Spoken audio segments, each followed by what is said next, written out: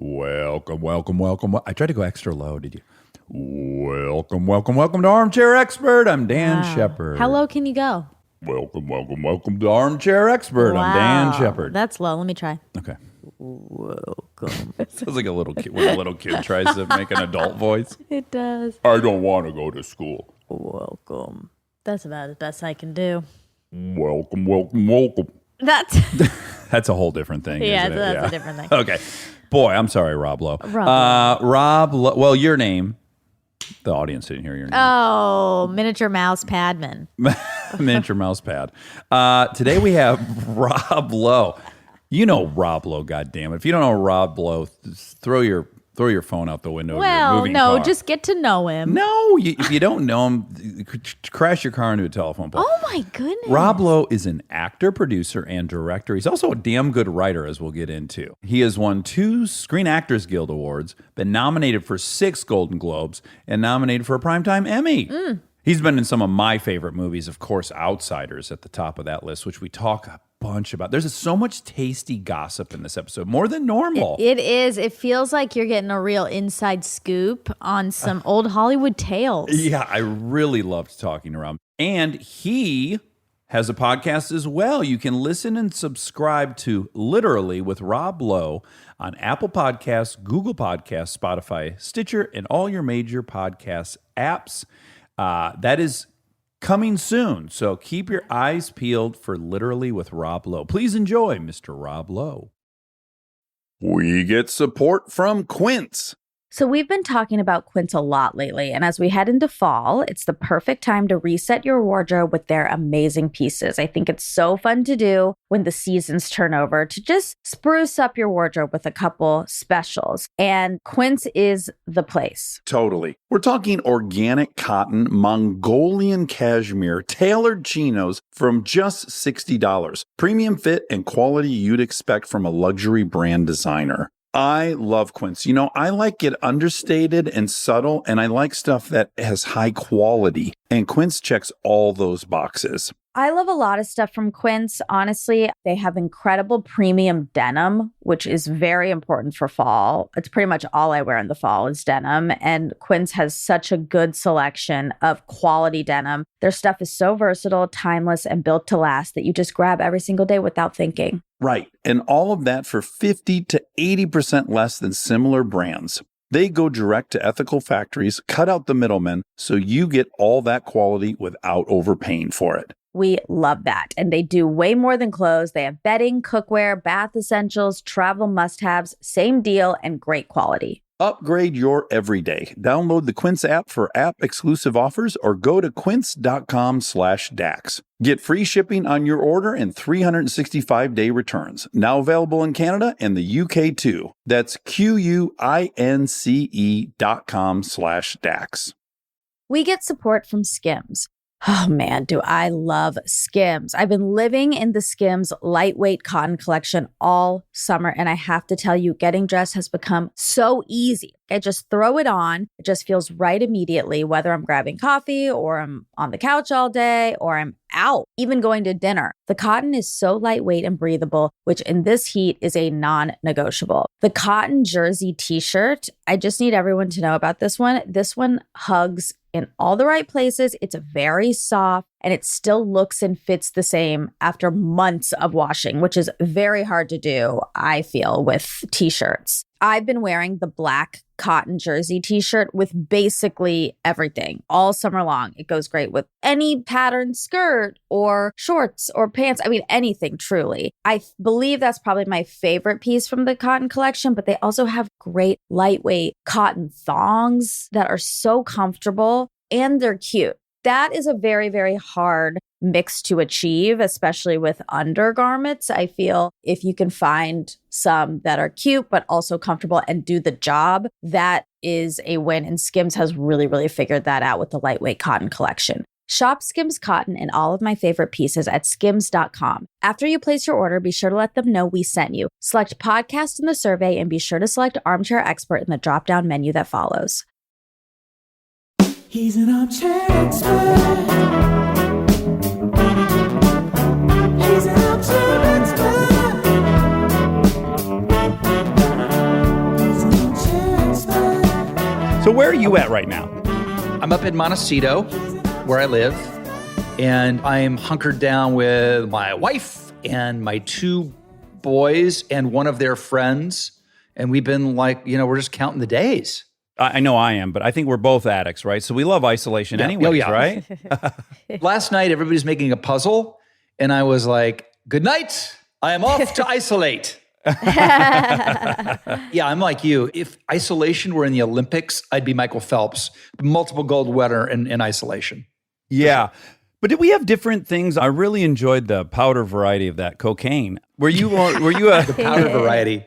I like the old school references. Tootski, Bolivian marching powder, Schnee, Schneid. Gack? Oh, Gack. Gack was always such the gross, Gack came out right before everybody started doing speed, right? I think. Right. You had money during your addiction, and I was pretty broke, so I was getting mostly Gack with a lot of gasoline in it, I think. Yeah, the baby diuretic was always my go-to. Oh, good. So you had the whole cornucopia then, right? You enjoyed all the stuff. I enjoyed pretty much all of it, but like anything else, for me, it always started with that first Heineken or whatever it was. It was like, I'm just having a beer. It's Monday Night Football with the boys. Yeah. I'm just having a beer. Then, 2 days later, I'm still staring at the screen, but there's nothing on it. Same. Same. I'm like, I'm going to have a beer while I cook dinner, and then literally cut to 3 days later. Did I even finish that dinner? Did we eat it? Well, you didn't eat it. That much. You didn't do that, right? And then, it starts as something really social. And then I always found myself, the end of it, just firing off emails, 4 or 5 page emails, just boom, boom, boom, boom, boom, boom, boom, boom, boom. So much to say, so eloquent, so articulate. Boom. It's like the scene in Jerry Maguire. Yes. He's all screwed up and he writes something he can't take back. Did you ever write anything to anybody that you regretted? Almost all of them. And in the clear light of day, I was like, no one wants to be this intimate with me. No one wants to hear this sexual of thoughts. None of it was within the parameters of what a normal person wants to hear. See, I got lucky in that I got out of the game before Coke was really cheap, before there was Viagra, before there was gnarly sleeping pills easily available, and before FaceTime and all of that. Because if that combination would have killed me. Oh, I just missed it, man. There would be a video record trail of all of my middle brain reptilian thoughts and actions documented forever. There's no question about it. Yeah, no, I look back on it and go, I'm actually glad I did all that. I really am, because I got it all out of my system and I learned so much, and it makes me laugh. And a lot of it was fucking awesome, or we wouldn't have done it. Yep, agreed. I want all those memories. I just don't want to do it anymore. 100%. How long ago was that? You have a long time, right? If things go to plan, I'll be 30 years in May.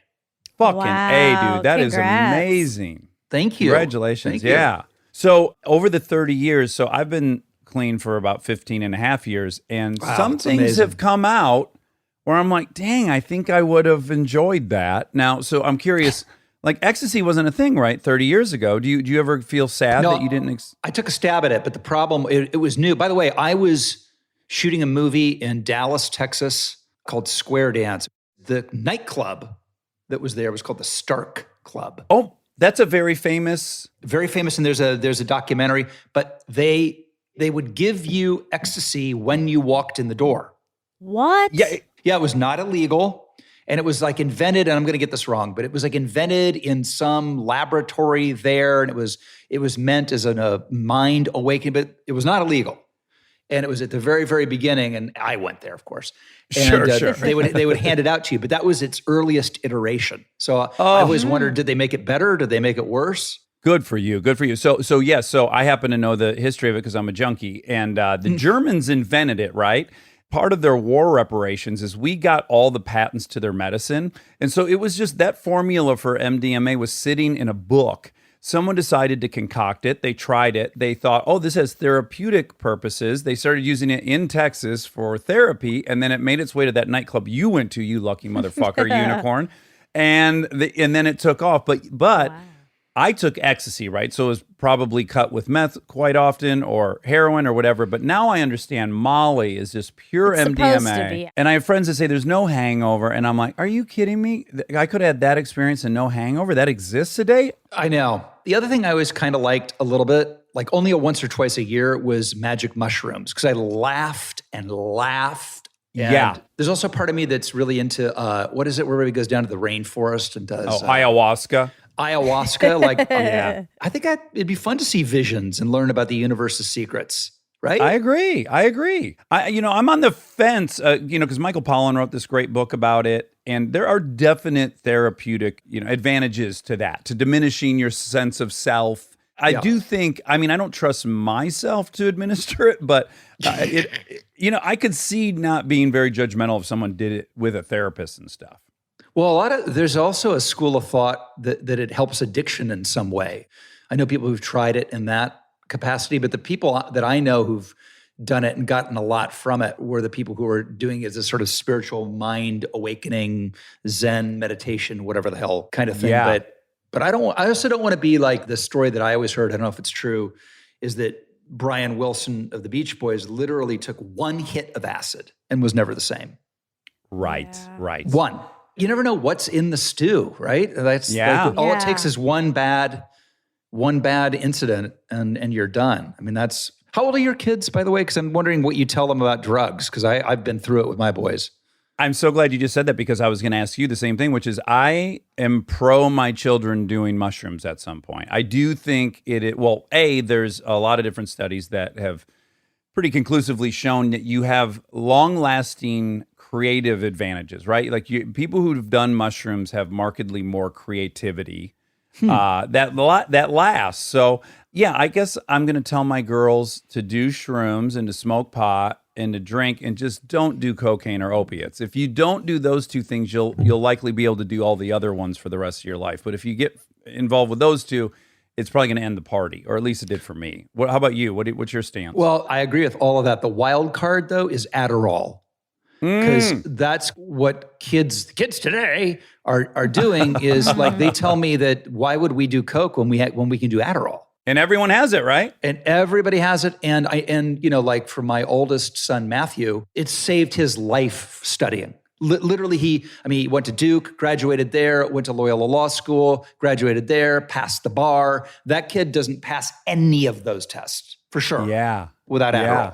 It's a great thing, but it's so easily abused. And they're doing it for sure. Now, do you think you had any ADHD or any of that stuff growing up? Oh, for sure. When all my kids got tested with every battery of everything I made the mistake of doing it as well. Uh-huh. And part of it was an IQ test.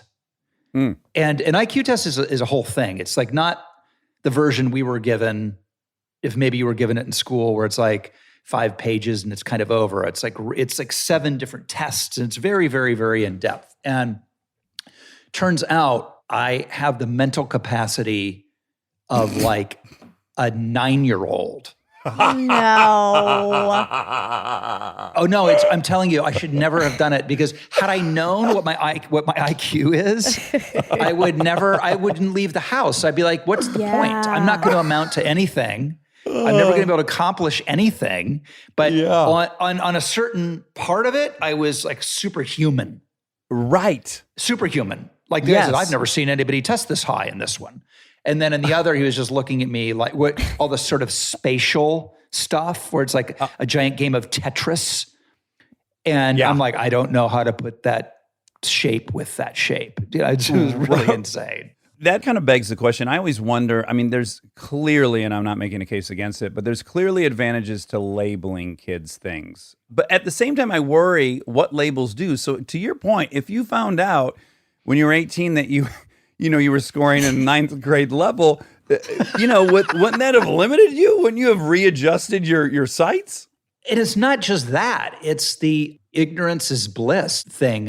You know this stat, I'm sure. And whenever I tell other people it, they're just shocked that in the Screen Actors Guild, right? Now, this is the guild you're in if you're lucky enough to be a professional actor, right?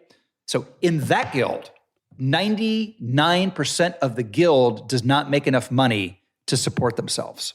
Yes. Yeah. Yes. Now, if you'd have told me that when I was having to decide whether I was going to go to USC to study, whatever it was going to be, marine biology or whatever, or drop out to go do a movie, I'd have been like, maybe I better stick with this marine biology thing. Yeah. I totally agree. Now, on that topic, I have loved you as someone who grew up watching Youngblood, Class. I'm like, yes, I want an older woman. I want my buddy's mom. I mean, whatever you were doing on screen, I'm like, sign me the fuck up. So I had that version of you. And then, as someone who loves to read Vanity Fair, they published an excerpt, maybe it was an entire chapter, of your book, Stories I Only Tell My Friends. That's one of the best things I've ever read in Vanity Fair. I was like, this motherfucker is a great writer. And what I gathered from reading it was, thank God it seems like you were a little aware of what an experience I'm having. Like, it doesn't seem like it just blew by you, right? So I'm, of course, talking about you getting cast in Outsiders. Well, first of all, thank you for that. And it's funny, talking to a fellow actor, there was a time when being on the cover of Vanity Fair was like, you'd arrived. It was on the list of winning this award and winning that award. And, throughout my movie career and even into the West, I'd never been on the cover of Vanity Fair. And that I got the cover finally, and it wasn't about acting. It was about my writing. Yeah. Is one of the weirdest universe message things ever. So I'm really proud of that. But yes, when I was going through the Outsiders process, we all knew it was, first of all, look, it was Coppola. Right, Apocalypse Now was still in the zeitgeist, but the movie that was out at the time was One from the Heart, which was really controversial, on the cover of Time magazine, really, really expensive. He bet it all on it. It didn't really perform. And so he was the guy. And, the Godfather, his body of work, and the notion that he was going to make a movie with nothing but young actors in it. My memory of it is auditioning for months. And every single breathing actor that you remotely knew you would see there, because everybody did it at the same time. And it was just, there would never be another casting situation like that, because it's actually not allowed. You can't have an actor come in for 9 o'clock reading and not send them home until 10 o'clock at night. You can't do that. Right. Francis was not a big rule follower. Yeah. The best time to work with anyone is you work with a genius that just got his ass kicked or her ass kicked. And like, that's when you want to work with that person, when they're on fire again to reclaim their brilliance. And that was that time. But I think what would be fascinating to people is, you were born in Virginia, and then you did you do junior high in Dayton, Ohio? I moved from Dayton out here in the 7th grade. What age had you moved to Dayton, Ohio? Oh, I was 6 months old. So I was just literally born in Virginia, and my dad had graduated law school there, and they moved immediately to his job in Dayton. And that's really where I grew up until I was about 12 or 13. Okay. And now I was just up I-75 about 3 hours from you in Michigan. And so I have to imagine that the childhoods were somewhat similar, right? Like, I got to imagine like brute strength ruled the day. Is that accurate? Brute strength, tough skin, Levi's. I remember rolling into Malibu in the summer of 1976 in what I would have worn in Ohio at the time, and just having people want to pound me because I didn't wear shorts. You didn't wear shorts in the summer. You wore cut off Levi's, maybe. Yeah. Back where we came from. Moving from Ohio to Malibu was insane, because Malibu in those days was like Lord of the Flies meets The Ice Storm meets Ordinary People meets Boogie Nights meets Endless Summer, but directed by swingers on blow. Okay, now, and again, I'm going to be projecting a bit, and I'm going to make some assumptions, and I never mean to offend in this process, but I have to imagine what a graceful relocation for you, because you're gorgeous and you're artistic, and that might not have been the best place for you to explore that, Dayton, Ohio. Here's what's interesting about it, and life is nothing if not unexpected. You're right, but in Dayton, I had found my people. Like, I had found the theater group, and I was doing every young actor part. And then I moved to California, which you think would be a hotbed of it because it's near Hollywood. But in those days, Malibu might as well have been 5 million miles away. It was before our business turned completely to feature young people. It was still an adults only business. And they weren't having what I was pretty. I was like arty. And everybody there was like a rough-hewn blonde Adonis beach volleyball playing, which beach volleyball, what the hell? I'll play, I'll play tackle football with you down at the schoolyard, but I'm not doing that. So it actually was even worse for me, weirdly enough, coming to Malibu. Oh, interesting. Yeah. And you went to Santa Monica High, right?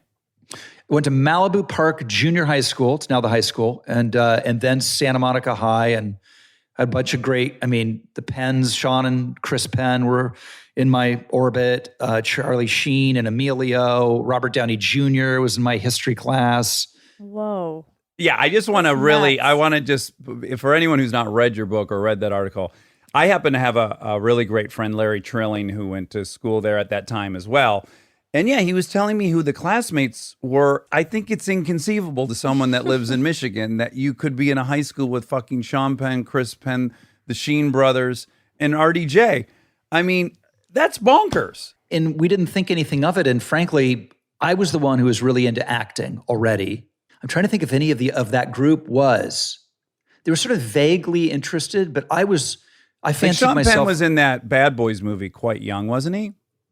Yeah, but that was still much later because he did Bad Boys right before I did Class. Oh, wow. Who's older? Sean's older than I am. I think he's 3 years because he was never in my. Let's see, he's 3. Yeah, he's 3 years older. Emilio was 2 years older.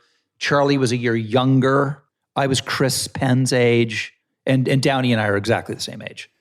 Okay, so imagine being a young lady. What was it? History you guys were in together? What fucking class? Downey and I were in history together. Okay, not a chance boy. any gal is learning a fucking thing about history. Nope. Who would you look to your left at Rob Lowe or look to your right at Downey? It's not even fair. It's like Dude, no one cared. How is that possible? No one cared about me or him. They did not. No way. Is it because you guys weren't big beach bum thugs? We weren't on the football team. We weren't on the baseball team. We weren't beach volleyball players. We also weren't like gnarly, weirdo whatevers either. We were just like regular, vaguely artistic, frankly, a little bit of pleasures to have in class, a little bit. Okay. I like the sound of all of this. Downey famously was in madrigals, which I love. Do you know what madrigals are? Did you ever have madrigals in your high school? No. It's this is how much public education has changed. It was a choir that sang only Latin hymns. Oh my goodness. Of course. Yeah. Talk about niche. Can you imagine our DJ hitting that kind of shit? It was brilliant. Well, he has an outstanding voice, so I can't say I'm that shocked. Yeah. Okay, so when you went on this audition for Outsiders, are you seeing all these different classmates? I assume that many of those guys all read for that as well? No, so what I was getting at was a lot of them hadn't made the choice to be pro actors yet. Like Charlie was going to be a pro baseball player. He could throw the ball in the high 80s at that point. He was really, really good. I think Sean was nibbling around the edges. Emilio was thinking about it. And by the time Outsiders rolled around, he was definitely in the hunt. But yeah, it was crazy. You'd like, Mickey Rourke would roll in stinking to high heaven on roller skates and in a fur coat or something. Yeah, and then you'd have like, Scott Baio from Happy Days would be doing a two-hander scene with, the kid from E.T. It was insane. It was really crazy. So you were pretty darn close to Charlie, right? You spent a lot of time at their house, and Martin kind of took you under his wing, as I recall, in that. Because your parents got divorced, right? Is that preceded moving to Malibu? That's right. Yeah. So we moved out with my mom and her new boyfriend, soon to be my new stepfather. And so did you think Martin was like just kind of hip to that and wanted to be, extra supportive? You know what he was? He was the neighborhood cool dad. Like every neighborhood has that dad that like might bum you a smoke. If he's in the right mood, maybe he'd buy you some beer down at the market. Maybe. But for sure, always pick you up when you're hitchhiking. Sure. That was Martin. He was that guy. Yeah. Oh, that's fantastic. Having come from Dayton, you had to be starstruck by the whole thing, right? That you like, a year ago, you're fucking doing God knows what in Dayton, and now you're sitting in Martin Sheen's living room, and Apocalypse Now was just a few years ago. I mean, Malibu didn't have that many famous people in it then.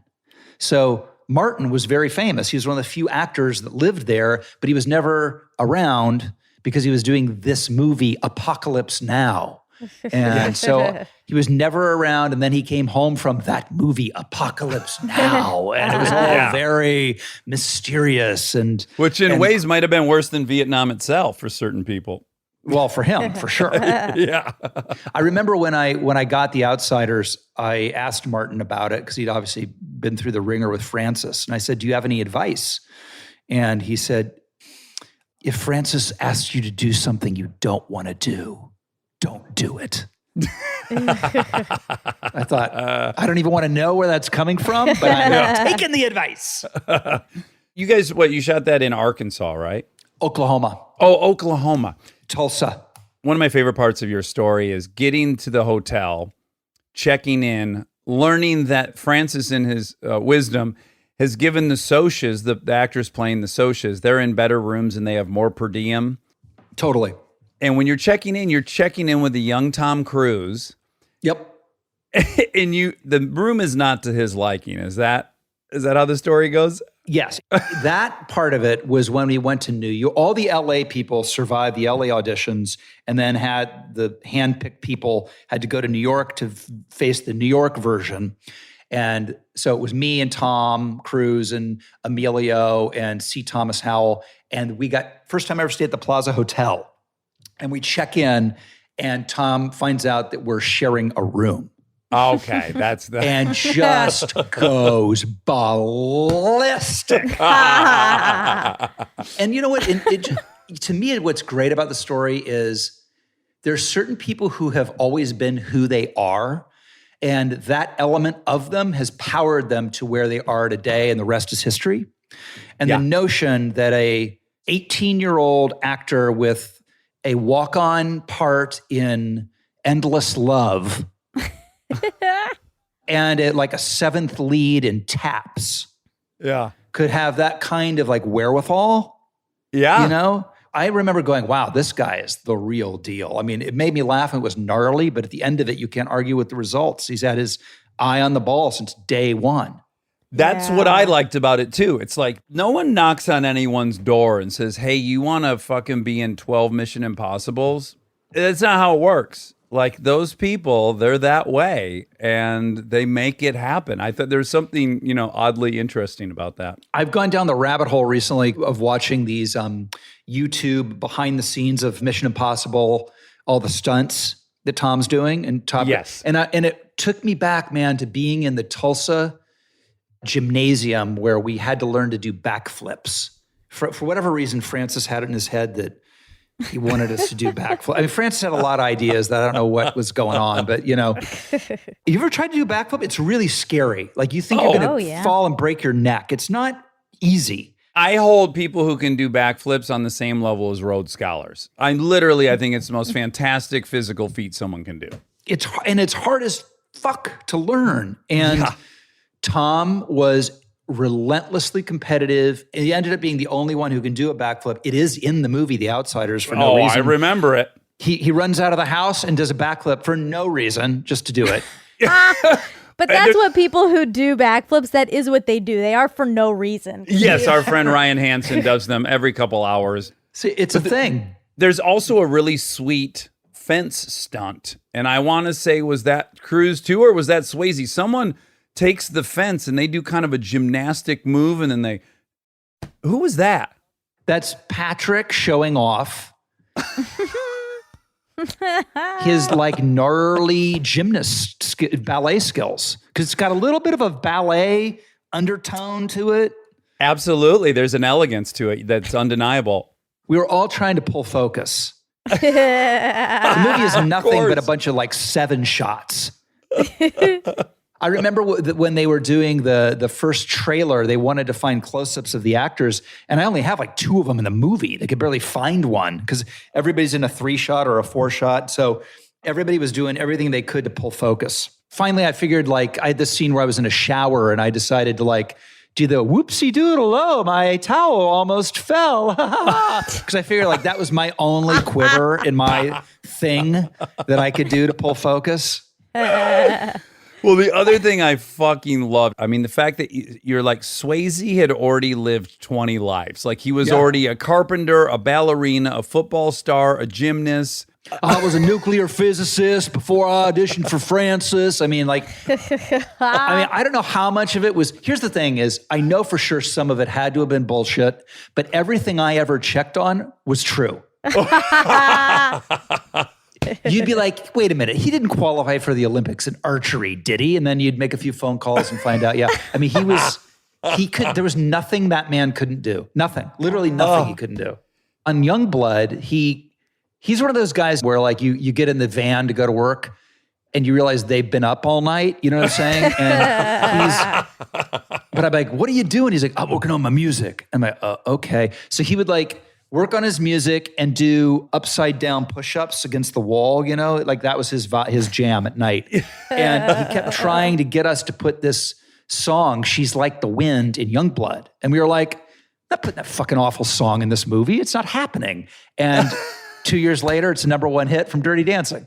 God bless him. Oh my God. Did you realize he sang that song, Monica? I had no idea. I'm sure he did the sound engineering and everything on it. Wow. So, yeah, you guys did Youngbloods together. Did you get on with him pretty well? I loved him. He was awesome.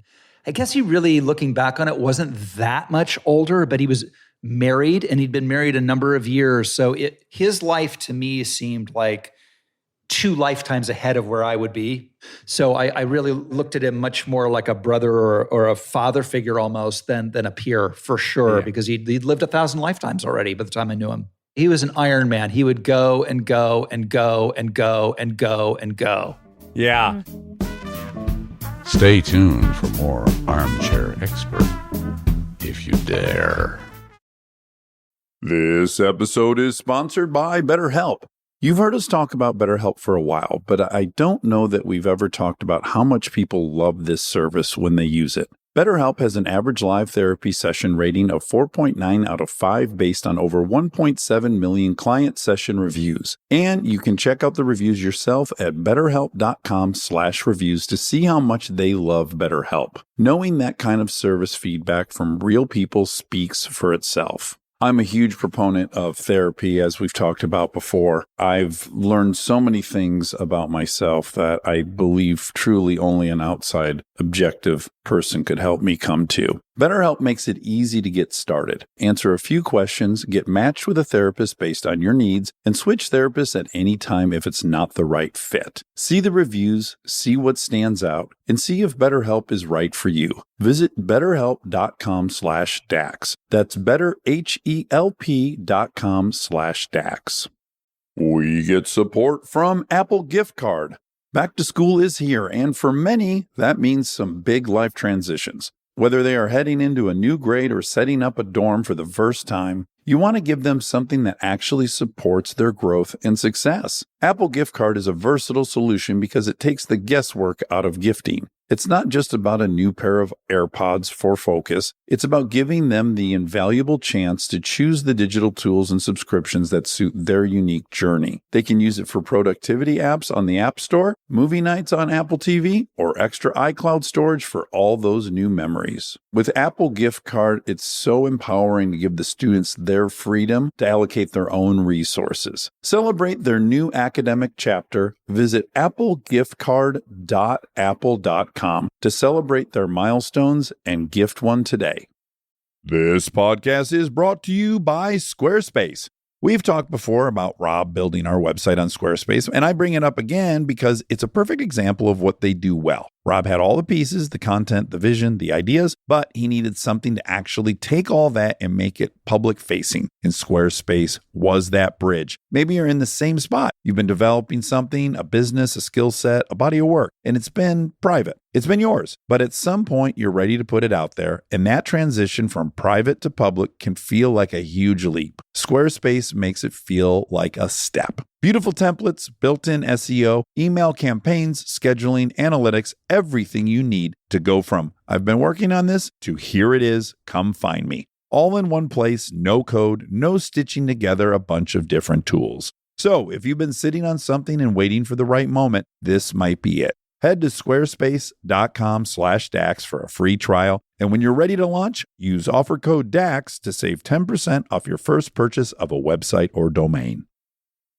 This episode is brought to you by SoFi, the all-in-one finance app where you can bank, borrow, and invest all in one place. Let's talk bank accounts for a second. The average bank savings rate is 0.39% in interest. You're earning pennies on your savings, but it does not have to be that way. With SoFi high-yield checking and savings, the money barely making moves sitting in your savings account can earn over 8 times the national average savings rate with eligible direct deposit. No account or overdraft fees, which feels rare these days. You can get your paycheck up to 2 days early, perfect for getting ahead of a bill or grabbing what you need right when you need it. Plus, get up to a $300 welcome bonus when you sign up with eligible direct deposit. Sign up for SoFi checking and savings at SoFi.com/armchair. SoFi checking and savings is offered through SoFi Bank N.A., member FDIC. Terms apply.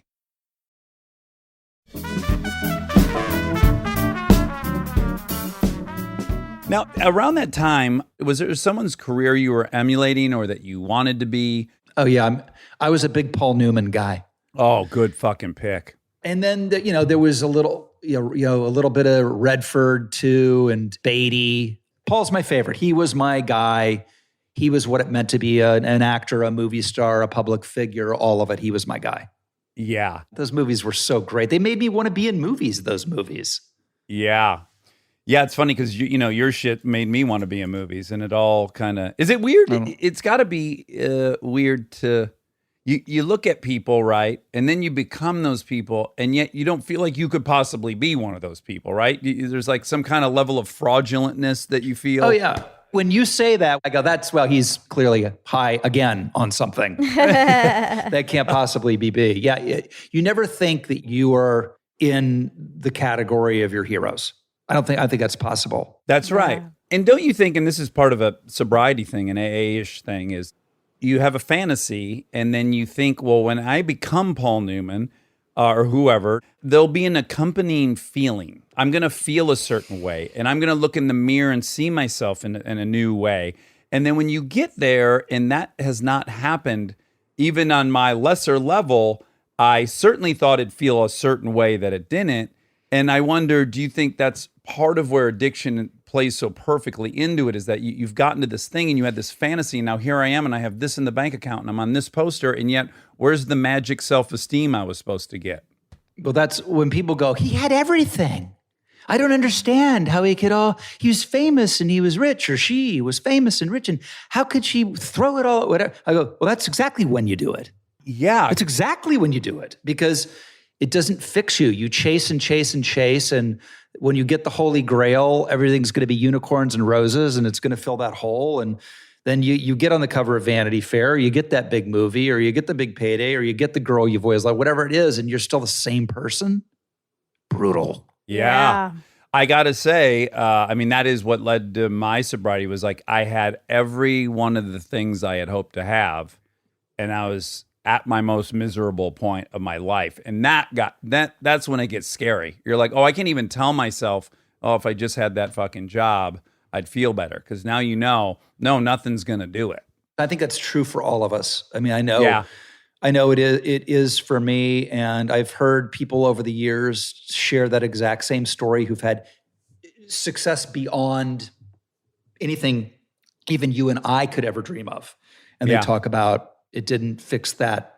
I like to describe it as that vague feeling of either oncoming train, malaise, however you want to describe it. For me, that's what it feels like, for sure. Yeah. Now, another great thing about your story that I like and I can relate to is just the fucking ebbs and flows that are just unavoidable. And I guess if you have 30 years, you at least probably had some toolkit to help with that. But one thing I'll say about sobriety is it does teach you humility in a way that nothing else really can. Yep. And being humble can be the saving grace of a long career that's going to have ebbs and flows. Yeah. I mean, like I spent the 80s working on my career and I spent the 90s working on myself. And I got sober in the 90s. I got married in the 90s. I had kids in the 90s. And none of it happens without getting sober in the first place. And, you know, for me, what I've learned in recovery is so in my DNA at this point that every decision I make is through that prism. And it makes everything so much easier. It makes being quarantined that it's literally, we're now in a moment where it is this serenity prayer come to life. Oh, yeah. And so you and I are like, we have a PhD in this shit. A lot of people don't. Yeah. Yeah, all my online meetings, everyone's saying that nonstop. Like, we're kind of wired for this. We are wired for this moment. And also through the ebbs and flows of career, the sort of tools you learn in the program really, really help. I was always really aware that the good news is that you have ebbs and flows because that means you've survived long enough to have them. Because there are plenty of people who'd go through a hot streak and then it just kind of, that was all they had to offer. Yeah. So all my contemporary-ish heroes, whether it's Travolta or Michael Douglas and, you know, guys like who've been hot and cold and cold and hot and hot and cold and it just never changes, but they're always there and they're always great. And that's kind of what I like. Now, I would say it would be even more challenging for you, but I don't think anyone that goes into this has an easy time not making their identity the job. And I think it's compounded by the fact that literally when you're 19, the ride starts pretty much. And for the next 10 years, you're here for 3 months, you're there for 3 months, you're everywhere, right? So you're not doing any of the other things that people might do to acquire an identity or to anchor an identity. And then all of a sudden that identity changes. It has to be a very profound. Was that what the 90s was about, is learning like who you are aside from this job you've taken on? 100%, because for me, it actually started at 15. I got my first network television series, and I went from being the guy in high school everybody thought was a theater nerd to, I remember vividly the day the show came out, we were in front of a live audience, and then the audience was screaming for me. Like the Thursday before, they weren't screaming, didn't know who I was. The next Thursday, they were screaming and crying. And I was exactly the same guy. So from 15 then on to, you know, till I'm 26, it's just a whirlwind and I don't know anything about nothing until I get sober. And then I learn who I am. And that has been the greatest journey of my life for sure. So I got to imagine being a husband becomes one of those identities, being a father becomes one of those identities. What have you shifted around and made the kind of bedrock of who you are? For sure. It was husband because it all happened at the same time. So my wife and I are married now 29 years. I got sober a year before we got together and then had our boys, and they're 24 and 26. And so it's really based on family, 100%. And a person of recovery, I try to be authentic to who I am. And then all the work stuff is really, truly second. It really actually 100% is. How long have you been up in Santa Barbara? Was that part of the... That was part of it. The minute we had our first child, Matthew, I think he was 6 months old. And I remember vividly because we had to think about preschool. I remember it like it was yesterday. They were like, oh, you got to start thinking about preschool. I'm like, he's 6 months old. Well, that's the way it works here in LA. You know, I mean, there's not only so many preschools. And like, okay. And they gave me a list of the preschools that were the ones that you should go to or whatever. And they're like, now, to get into this one, you're really going to have to talk to Mike Ovitz. Now, Mike Ovitz was like, he was the head of CAA. And I had this vision of my life where I would have to deal with the very same people that I deal with in my professional career every day at Little League, Christmas pageants, trick-or-treating. And I was like, if I have to trick-or-treat with my fucking agents, or if I have to coach, you know, the president of NBC's kid, I'm going to blow my fucking brains out. And I said, we can't live here. And we started looking for where we could live. And I've been up here ever since. I mean, it's probably a shortcoming on my part that I felt that way, but that's what I felt. I just didn't want show business and show business people to infiltrate every single element of my life. What is life like up there? How does it differ from LA?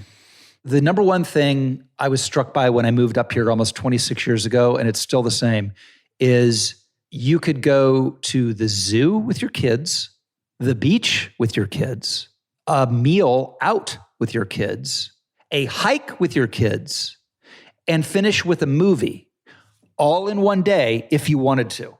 Yeah. In LA, maybe you can get one of them done. right, because of the traffic and whatnot. Yeah. I mean, it's when you think about it, it's insane. Yeah. And then there's the beauty of it, the semi-rural, which I think is the Midwest in me, the sort of suburban, semi-rural sprawl. And then it's a diverse group of people in terms of who's on the top of the pecking order. Yeah. Yeah, no matter what in LA, by the way, it's no different than DC. DC would be politics, and in the day in Detroit, it would have been whatever, automotive. LA is a company town, but up here, you have leaders from all kinds of walks of life who are at the top of the pecking order. I'm curious how, through sobriety, how you navigated certain situations. Because you had a couple of tough ones. You had the sex tape, which was obviously ahead of its time. Stressful, very ahead of it. It really was. When I was reading about you, it said it was like the first celebrity sex tape. It was quite ahead of its time. By the way, can I tell you, being first is overrated. I'm just here to tell you. It's overrated. But I want to know how you go from that, which I have to imagine. I can't even imagine what that experience is like. But then to take that experience and then go on SNL and kind of parody it. From finding out you're fucked to going on SNL, what's the journey there mentally? Well, first of all, I like I'm sure you, I worship SNL, right? I grew up every Sunday I would recite to my parents what happened on SNL. And they asked me to come on to do something around the tape, which they always do. Whenever anyone shits the bed, Lauren is the first on the phone to see if he can capitalize on it. And I was like, I don't really want to do that. So I didn't. And then they called me back to host it. Now I was like, okay, I'll do that. And they had this idea for the open that I would get nervous before I went on because people were going to laugh at me because of the tape, or that they weren't going to like me. And Lauren comes into my dressing room and is like, oh no, what tape? People don't even, no. People are tuning in to see what we're going to do with Oxford Blues. I don't even think they're aware of the tape. Really? Is that what you think? I'm like, oh, okay. And I feel better. And I go out and they go, Rob Lowe. And I come out and the audience we've told them to be dead silent. There's no applause. None. And then I think it's Al Franken stands up in the middle of my monologue and goes, I have a daughter. It was the hardest hitting, most brutal, but I loved it. It was so fucking ballsy. And for me, lesson that I learned is like, if you take a chance like that, by the way, my lawyers didn't want me to do it. My agents didn't want me to do it. Nobody wanted to do it, but I wanted to do it. And it started a relationship with Lauren and Mike Myers and Farley and Spade that brought Tommy Boy, Wayne's World, Austin Powers. None of that happens if I don't do that show. Yeah, and interestingly, like you don't do that. I don't know that Mike Schur thinks, let's bring Rob Lowe in to do comedy on Parks and Rec. You could trace it all back.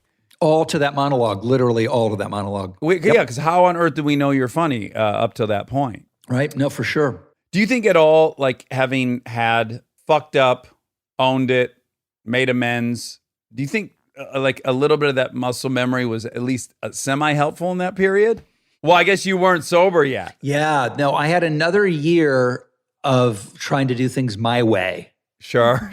Before I finally went uncle.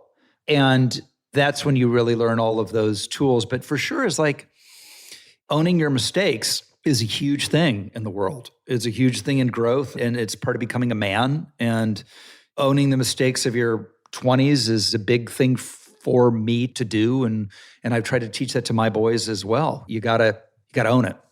Yeah. So now West Wing, this is the other one. Now you're dead sober for West Wing, obviously. Yeah. And my understanding of West Wing was originally that show's supposed to be all you. Mind you, I want you to know that Monica might be the biggest West Wing fan love in the it. planet. She's watched the whole thing probably 12 times through. Love. But originally as designed, you're the lead of that show, right? Just undisputed lead in the traditional way. Sort of. I mean, it's an undisputed ensemble. Okay. That's for sure. There's no star. It's an ensemble, but I am the guy that got the show on the air. Right. And it's following probably, if you're doing percentages, you're being followed the largest percentage of the time by design originally. Yeah, for sure. And first build and all of that stuff. But I always knew I was joining a team and that the design was, and I'll never forget, Martin has this great, by the way, I remember the day they came to me and said, how do you feel about Martin Sheen playing the president? And I was like, are you fucking kidding me? You mean my second dad? How do I feel? Yeah, that had to be so delightful on so many levels. It was great because they had no idea, like the history that I had. So Martin and I could do a scene together and have so many years of history just by looking at each other. But I think they thought they were going to have Sidney Poitier as the president. Okay. And then it was not to be. And then it was Martin. And he was so great. And the pilot, and all we did was a pilot. We did the pilot and he had 2 scenes. And I was like, he's so great. Is he not in the show that much? And they were like, he's going to be like the neighbor from Home Improvement. Wow. That's what they told me. That was the pitch. That didn't come to bear. No, it did not. Thank God. I don't think the show never would have happened without every single person who happened to have been a part of it being a part of it. Like if I'm not in it, it doesn't get on the air. If Aaron doesn't write it, nobody ever wants to do it. If Tommy doesn't direct it, it's not as good. I mean, it just, everybody brought something really special. Yeah. And I guess what I gleaned from the fact that you then later worked with Sorkin on a play. Yeah, which was awesome. Was that even though it got dicey, you ended up leaving the show, right? And they gave everyone else raises but you said on Oprah, which I can only imagine what that would do to me as a fucking addict. Yeah. The fact that you didn't set TNT to the relationship is, I think, pretty impressive. Well, listen, we all had our moments. It was a very volatile. It's funny, you've been on 1,000 sets, and the energy and atmosphere of each set, I think, is really unique to that show. And on The West Wing, I've never been on a show before or after with the level of intensity that show had. And I don't mean this in a bad way, what I'm about to say, at all. But it was not fun. Yeah. It was deadly serious, but in all the good ways, and competitive in all the good ways. The hours were horrendous, right? Horrendous. You'd watch the friends come in their Jaguars and their Bentleys and their fucking Porsches, and they'd roll in. We'd already be at lunch. They'd be showing up. Then Jennifer Aniston would get in her Vespa and drive off, and you'd be like going into your 17th meal penalty and golden triple hours. God. The first year of West Wing, every Friday we left the lot as the sun was coming up on Saturday. Every single Friday. By the way, we're in a soundstage. We're not moving around. There's not explosions. Yeah. It's the same set. I've found now that I have 2 little kids, I'm not as fun to be on set with anymore because I want to get home and see my kids. So I got to imagine it had to be compounding that to have kids during that. And I lived in Santa Barbara. I commuted. Yeah. Oh, boy. Oof. It was brutal. Yeah, right. And so I start evaluating how they're laying track to me not seeing my kid or not getting to read to them at night. And now the weight I'm putting on the way they're laying track is absurd. Like I really got to police myself because the stakes are so high now. And it all come full circle because now I'm on 911 Lone Star and we light and shoot that thing like it's a movie every day. And because my kids are out of the house and because my wife has a job, I'm like, we should do 17 takes of this. You know what? We should maybe think about doing an angle where we take this wall out and really get in there. Like I'm a completely different person now. Oh, that's so comforting. Because I'm like, am I just a fucking brat now? I mean, I think I am largely a brat, but funny enough, we were both shooting on Disney Ranch like a month ago, and I was having so much fun guessing what your scene was about because there was a combine. There was a huge combine in the middle of this field.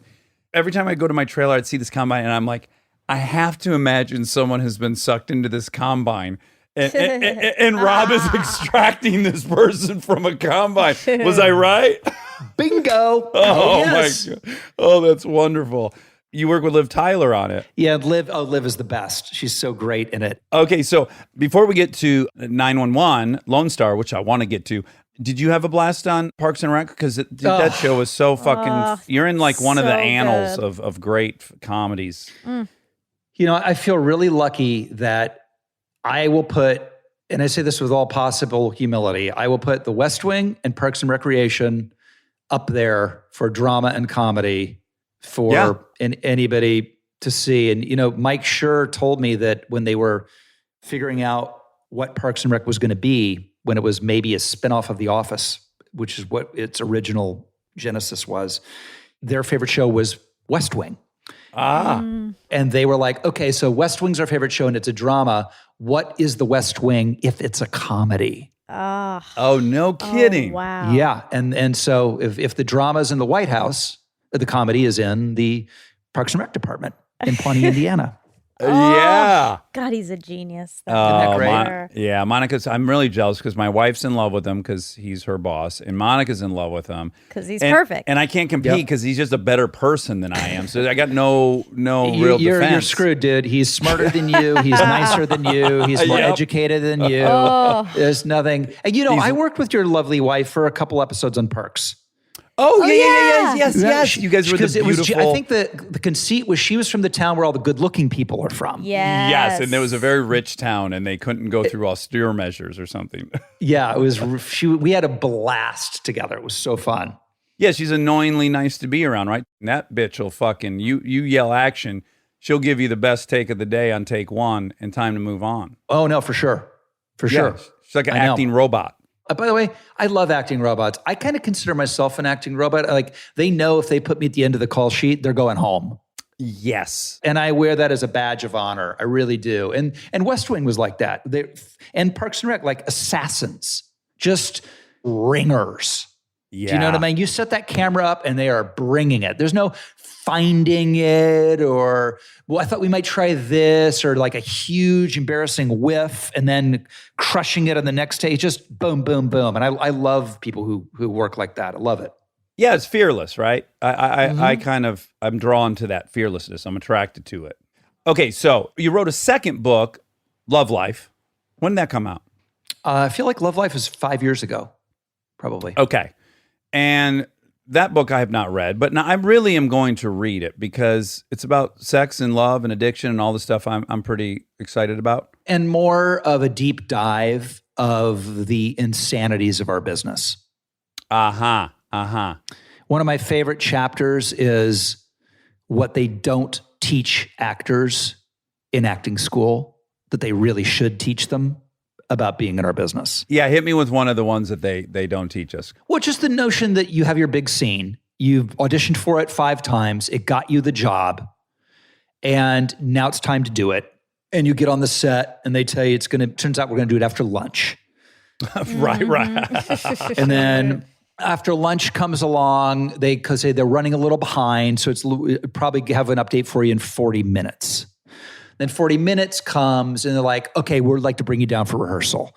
So they bring you down for rehearsal and then they light it. And then they go, hey, there's a problem with the generator.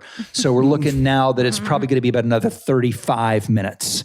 Like, great. And they go, hey, we'd like you to go back to makeup and hair and get freshened up because you had your makeup done 7 hours ago. So you go and do that. And then you come back to the thing and now they're pounding on the door. We're ready. Like, it's your fault. Oh, yeah. Like, they're waiting on you. That's right. Your 30-second trip is everything all of a sudden. Yeah. So now by the way, it's daylight contingents. You're on the cliff and the sun is setting. And now they go, okay, we got about 20 minutes of sunlight, so we really got to hustle. And again, you're like, I know, I've been ready for 12 and a half hours. And they do one take and you crush it and you're so excited. And you look over at the boom guy and he's shaking his head. He goes, no good for sound. You're like, what? They go, yeah, we got a dog bark. You're like, fuck. So then now you do it again. And so anyway, you end up with this brilliant scene and you get a take and a half, maybe a minute and a half to do it with all the pressure in the world on you. Like, it's your fault. No one ever tells you that that's what your career is going to be. They never tell you that, ever. Oh, I couldn't agree with you more. Put me in a little aluminum cube and let me think for 12 hours. Oh. I'm going to have some theories at the end of this 12 hours, and none of them are going to resemble reality at all. It's so true. It is. Yeah. What could be worse than an addict alone with his thoughts? What could go wrong? Yeah, totally. Oh, it's dangerous. Okay. I also want to know really quickly. You had a reality show with your boys, with Matthew and John. Oh, it's my favorite thing. Dude, they paid me to go around the country with a souped up Raptor with my boys looking for ghosts, Bigfoot, supernatural adventures. We talk about it today, my boys and I. It will be the time of our lives. It will be our favorite memories of our life. And, just being idiots and talking shit to each other and being with each other. And maybe we found stuff on some episodes and maybe we didn't in others. And it was just an absolute blast. It's called the Lowe Files. And I know it's on YouTube and it exists out there, but I absolutely love that show. I love doing it. It was a gift. What's it like when you work with your wife? Heaven on earth, because we've been interacting for 12 years together. And Monica knows, she writes all these commercials we do, and we get there and we can first trip out almost every take, be us. And she's my favorite scene partner for sure. Generally, our desires are opposing. Just in life. We have 2 little kids. I think all family vacations should be off-roading. She does not think that. Just generally we have... man. Yeah, for sure. So we have opposite agendas. And anytime we work together, we're like, oh, this is lovely. We have the exact same objective. We want this thing to be great. We want to get out early. We want to, it's a great opportunity to have aligned goals with the people you love. But when you live under a house, it's endless compromise. What are we going to eat? No, I don't want pizza, all this bullshit. So I got to imagine with your boys to share the same goal of let's make this fun, great show. It was probably awesome. It was really great. And it more than anything, it's just a great snapshot of our lives together and our relationship. I would do 17 seasons of the Lowe Files. It was my favorite thing ever. Okay. So as we talked about 911, Lone Star. Was there any talk? Were you nervous when they approached you? You guys know I'm not going to move to Texas. So the West Wing is over. I'm trying to figure out what I'm going to do next. There's a lot of interest in what I might do next. And I've got a lot of choices and it's a really great time, but a heady time and a lot of stakes trying to figure out what my next thing is. And there's a show on the air called Nip Tuck. Ryan Murphy creates. And I'm like, that's the kind of show I should be doing. Why can't I have a character like Dr. Christian Troy? I would crush that character. I want to meet this guy, this Ryan Murphy guy. I get a meeting with Ryan. I sit there and I go, this is what I want to do. I want to do something like Nip Tuck. I mean, that character's perfect for me. And as I'm talking, the color is draining from his face. I said, Ryan, is everything okay? He goes, Rob, don't you know that I wrote that for you? No. Oh. I said, what? He goes, oh, yeah, of course that character resonates for you. I wrote it for you. So it turns out my agents never gave it to me. Oh. The thinking was it was on FX. FX had never done a scripted show. That show defined FX. Defined it. Ryan, as Ryan said, I wasn't Ryan Murphy yet. And I never saw it. So fast forward to 18 years almost later. They go to Ryan and say, we want to do another 911 iteration. Do you have an idea of what that might be? And God bless Ryan. He goes, I don't. But if I did have one, it would be Rob Lowe as a fireman who cares greatly about his skincare. And that was the genesis of 911 Lone Star. So when it did come to me, I was able to tell them I'm not moving to Texas. Right. That's wild. You did remind me of one thing I wanted to ask you about. Does it at all pain you? So do you know he was offered McDreamy's role in Grey's Anatomy? I did not know that. Do you sit at home and go fuck, I would have made nominally $80 million. Does that pain you? So I love that you came up with 80 because that's about what I came up with too. Okay, good. I was trying to do the math and I think it is about 80. I think it is. I do too. Yeah. Don't you think? Wow. Yes, I do. Yeah. And I'm not quitting to go racing. I'm still on it now. I'm on it this week still, if it's me. Yes. Yeah. You're making $750 an episode and you got some ownership. So here, and this is the thing that really is true is I do not regret it because I wouldn't have done Parks. And if you said, hey, you can have Grays or Parks on your filmography, I'm taking Parks 10 out of 10 times.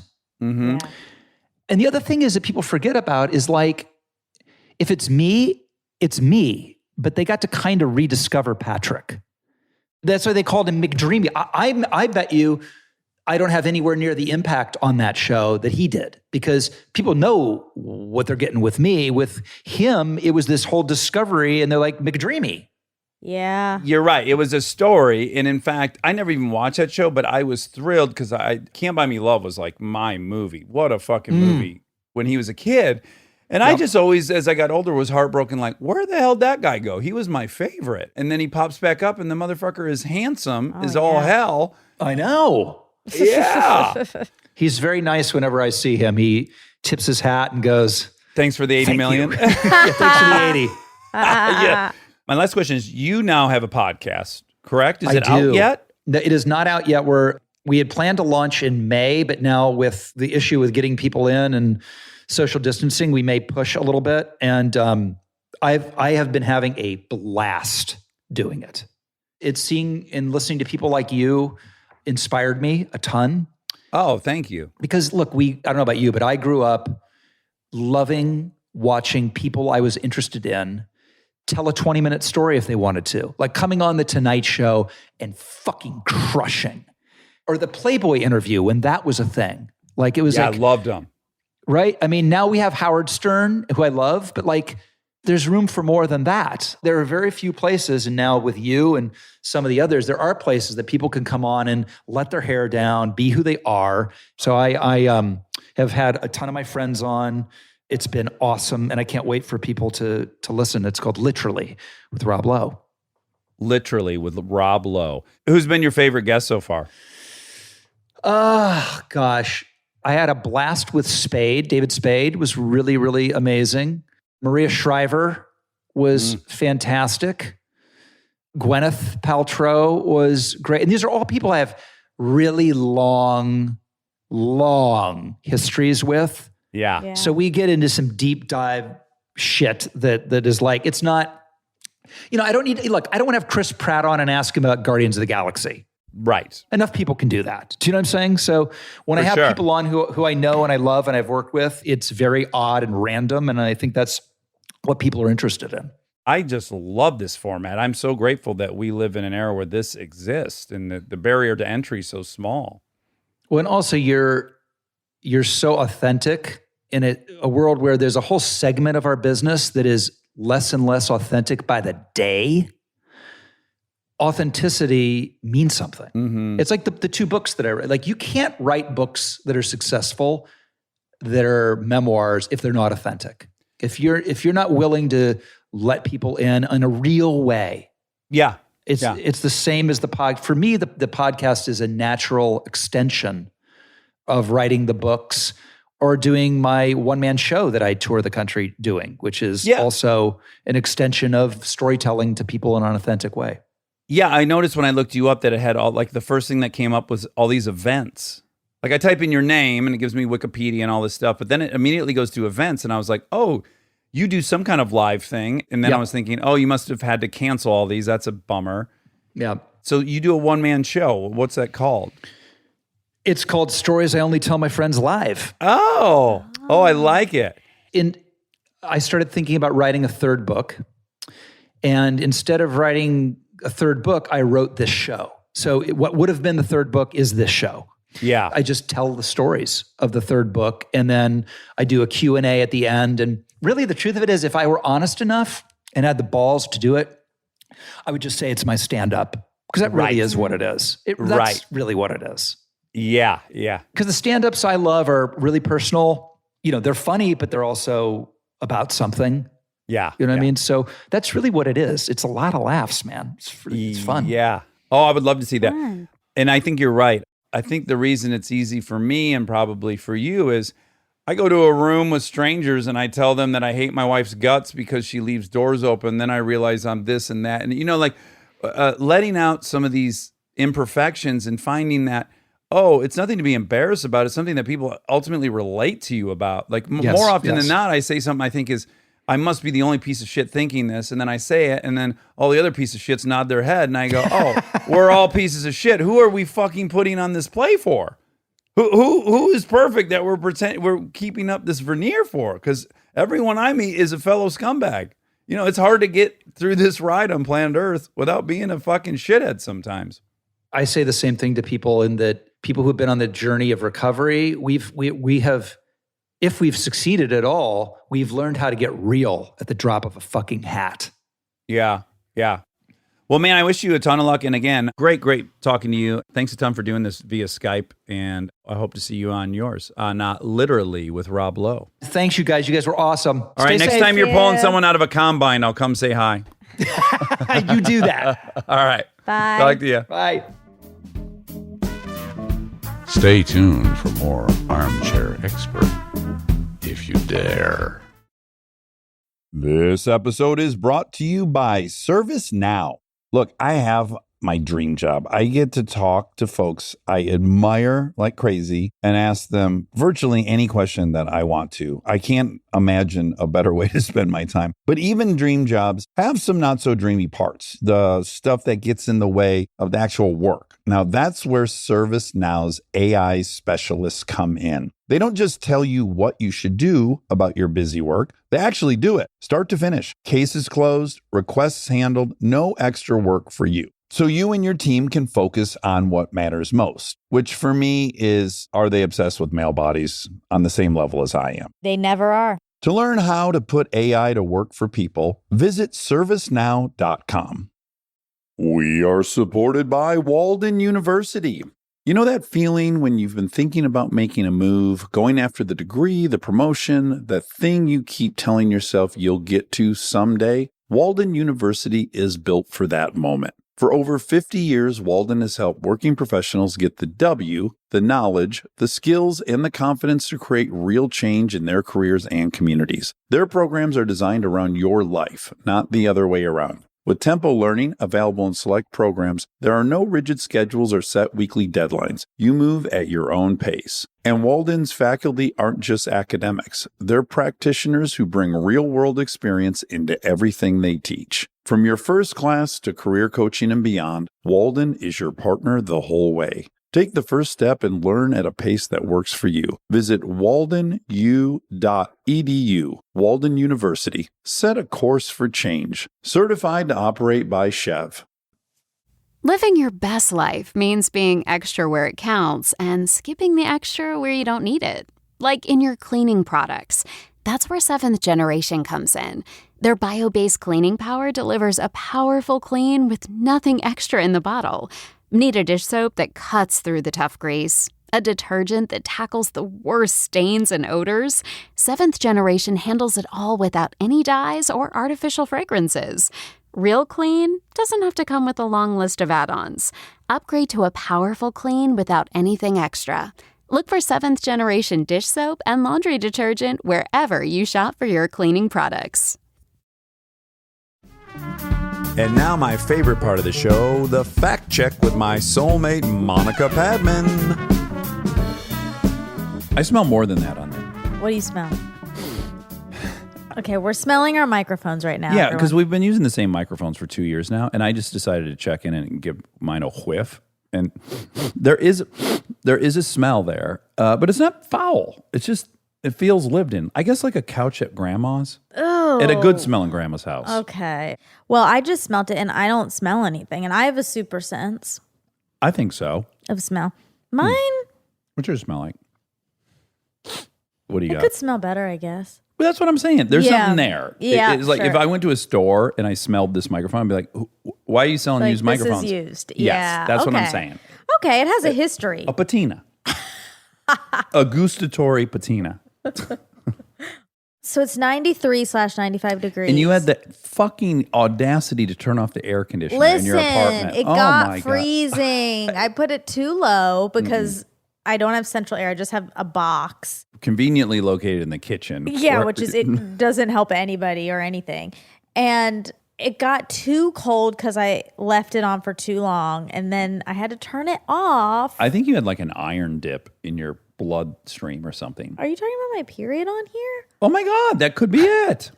You're experiencing your flies. And people don't know about our joke we about the tell flies. people Yeah, about they're the going to flies? be, I think they're going to be bummed. There's a lot of things that I get caught saying, like, it makes it to the light of day that I say, and it sounds terrible. Crazy. Like so when I loved when Kristen was pregnant and I said she looked like a chubby third grader, which she loved. Why a third grader? Because her face got really round and she just looked super young. Oh. And so she loved it. Mm-hmm. She thought it was so funny. But I think she said it in an interview, and then people tweeted me like, "How dare you try to make your wife feel fat?" And I was like, I thought they were going to get mad about the fact that you were attracted to a third grader. No. Well, I wasn't saying I was horny. It's just a cuteness factor. No, but you've also said that you loved, side you were note- horny when she was pregnant. Yes, side note, I thought it was very interesting about my wife's complete body change. That was fascinating. Right. But now I'm afraid the flies thing may fall under the same thing where someone's going to go, "How dare you say that about someone's menstrual Whatever, cycle?" It started very organically, right? You're just on your period one time and you were like lamenting about it. Yeah. and, We were that's our code. joking that there were flies around me. Following you. Yes, because of the period. And so now we call it my flies. Anyway, it's no holds bar on this thing. Happy Monday. Okay. Can I take 1 second? Yeah. Okay. So some folks made us a video and it was insane. It was so beautiful. It was really, really beautiful, and it made me cry a bit. And then I sent it to my mom because she was mentioned, and she had a nice cry. This video was, I guess, because of 200 episodes. She wanted to send a thank you, which was so nice. Yeah, and again, I what did you feel like? Like when you were watching it, people were talking about how aspirational you are as a woman and stuff. What kind of feelings did you have? Just so much gratitude for all of the people that take the time out to listen to us talk about flies. Sure. Menstrual flies. So I felt grateful. I, of course, felt undeserving. Yes, that's what I was hoping you'd say. I know. I knew that's where you were leading. Oh, you did? Yeah, Yeah, I just felt like I'm not worthy of this at all. I know. I felt like you were. Like the things they said about you, I was like, yeah, she deserves that. I felt that about you. It's crazy. It can feel so small when it's just us in the room. It feels so talking. small. It is. Yeah. And it's just us chatting with another person that's tiny. And then when you feel and get to see the reach, it's overwhelming. It is. It's some people going like, I got sober. It's just such a They changed their life. it's so unbelievable. We cried. Anyways, I just wanted to thank Amanda, Jessica, Morgan, Jessica again, Bridget, Courtney, Kelly, Heather. There were some beautiful comments from Stacy, China, Maria, Shannon, Heather, Megan, Caitlin, Allie, Melinda, Jamie, Sarah, Meredith, Amanda, Taylor, and Zachary. It was so beautiful. And then just special thanks to Kelly for getting that to Monica and just organizing and orchestrating the whole thing. It was very, very moving. Yeah, yes. thank you. Thank you. And we don't deserve it, but we'll carry on anyways. Yeah. Yeah. We'll keep doing it. Despite the hot box and the flies and the Well, what's the hot box? you turned off the air. You Oh. hotboxing conventionally is when you roll up the windows in a car and several of you smoke a joint and you get the whole car filled with joint smoke. And then you're getting a little secondary buzz from the hot box. I thought it was a fart. You can also hotbox With an a- area, with a fart. That's Okay. true. Yeah. And then I also, to be honest, you were talking about the flies, so I thought you were talking about my vagina. As and a that hot was box. crossing the line. That is crossing the line. I would never say that. Whew. Okay. What a lot of house check. cleaning.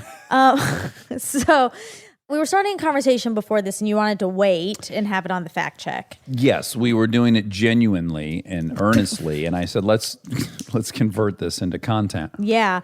And it has nothing to do with Rob Lowe, but we will get to Rob Lowe. Yes. It was because we were talking about libertarianism. Mm-hmm.